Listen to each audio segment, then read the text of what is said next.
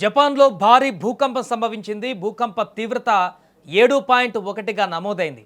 దీంతో వెంటనే సునామీ హెచ్చరికలు కూడా జారీ అయ్యాయి. అక్కడ భూకంపం కారణంగా 1 మీటర్ల ఎత్తు వరకు అలలు ఎగిసిపడేటువంటి అవకాశం ఉందని జపాన్ వాతావరణ శాఖ తెలిపింది.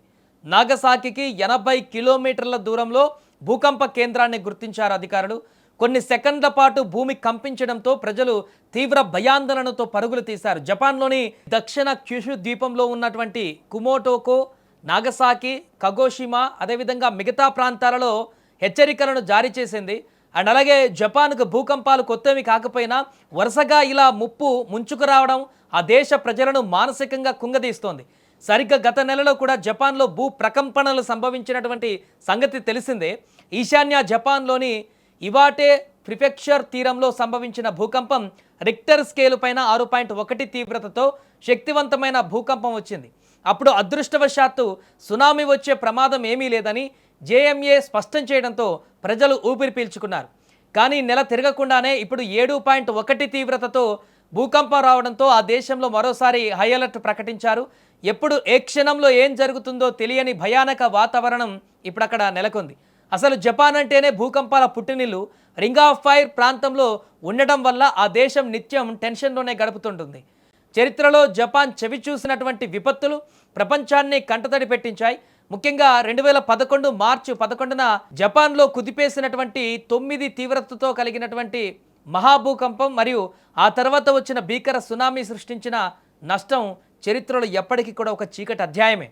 ఆ ప్రళయానికి వేలాది మంది ప్రాణాలు కోల్పోగా ఇళ్లన్నీ కూడా నేలమట్టిపోయిపోయాయి. అప్పుడు ప్రపంచాన్ని గడగడలాడించిన ఫుకుషిమా అణు విద్యుత్ కేంద్రం ప్రమాదం కూడా ఆ భూకంపం తాలూకు దుష్పరిణామమే.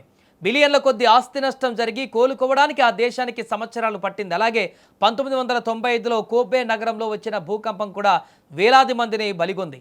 ఇలా ప్రతిసారి ప్రకృతి పంజా విసురుతున్న జపాన్ మాత్రం ప్రపంచానికి ఆదర్శంగా అత్యుత్తమ భూకంప నిరోధక టెక్నాలజీతో మళ్ళీ నిలబడుతూ వస్తున్నటువంటి పరిస్థితిని కూడా చూస్తున్నాం. ఇలాంటి భారీ భూకంపాలు మరే ఇతర దేశంలో వచ్చినా కూడా ప్రాణ నష్టం వేలల్లో ఉండేది. కానీ జపాన్ మాత్రం టెక్నాలజీ పరంగా అత్యంత బలంగా ఉంది. భూకంపం రాగానే సెకండ్ల వ్యవధిలో మొబైల్స్కు అలర్ట్ వచ్చేలా, బుల్లెట్ రైళ్లు ఆటోమేటిక్గా నిలిచిపోయేలా వారు ఏర్పాటు చేసుకున్న వ్యవస్థ అద్భుతం. సో ఈ తాజా 7.1 తీవ్రతతో వచ్చినటువంటి భూకంపం ఆ సమయంలో ప్రభుత్వం తక్షణమే స్పందించి ప్రజలను సురక్షిత ప్రాంతాలకు తరలించే ఏర్పాట్లు చేసింది. అధికారుల సమన్వయము, ప్రజల అప్రమత్తత వల్ల పెద్ద ప్రమాదమే తప్పిందని వార్తలు కూడా ఇప్పుడు అక్కడ ఊరటనిస్తున్నాయి. అయినప్పటికీ కూడా ఆఫ్టర్ షాక్స్ భయంతో ప్రజలు ఇంకా ఇళ్లకు వెళ్లేందుకు వణికిపోతున్నారు. ఒకసారి విజువల్స్లో మనం చూడొచ్చు ఎంత దారుణంగా ఆ యొక్క భూకంప ప్రభావం ఉందనేది. కొన్ని సెకండ్ల పాటు పూర్తిగా ఆ భవనాలన్నీ కూడా కదిలి అందులో ఉన్నవారిని అందరూ కూడా భయభ్రాంతులకు గురి చేసినటువంటి పరిస్థితి ఏర్పడింది. కొన్ని సెకండ్ల పాటు ఈ పరిణామం అంతా కూడా కొనసాగింది. ఎక్కడ భవంతులు కూలిపోయి వారి ప్రాణాల మీదకి వస్తుందా అనేటువంటి ఆందోళన అయితే ఏర్పడింది. ప్రకృతి ముందు మానవుడు ఎంత శక్తిశాలి అయినటువంటి అయినా కూడా చిన్నపోవాల్సిందే అనడానికి జపాన్ పరిణామాలు నిదర్శనం. అనేక భూకంపాలు ఇప్పటివరకు జరిగాయి. ఇప్పుడు వచ్చినటువంటి భూకంపంలో కూడా అలాంటి పరిణామాలు చూస్తున్నాం. ప్రతిక్షణం భూకంపాలతో పోరాడుతూనే ప్రపంచానికి రోల్ మోడల్గా నిలుస్తున్నటువంటి ఆ దేశ ప్రజల ధైర్యం కూడా నిజంగా ప్రశంసనీయం. సో జపాన్ ప్రజలందరూ కూడా ప్రస్తుతానికైతే ఈ భూకంపం నుంచి ప్రాణాపాయం నుంచి అయితే బయటపడ్డారు. ఎలాంటి పెద్ద నష్టం అయితే సంభవించలేదు. బట్ సునామీ హెచ్చరికలు వచ్చేటువంటి అవకాశం కూడా ఉన్నట్టుగా హెచ్చరికలు ఇచ్చారు. కాబట్టి కొంత అప్రమత్తత అయితే అక్కడ కనిపిస్తోంది.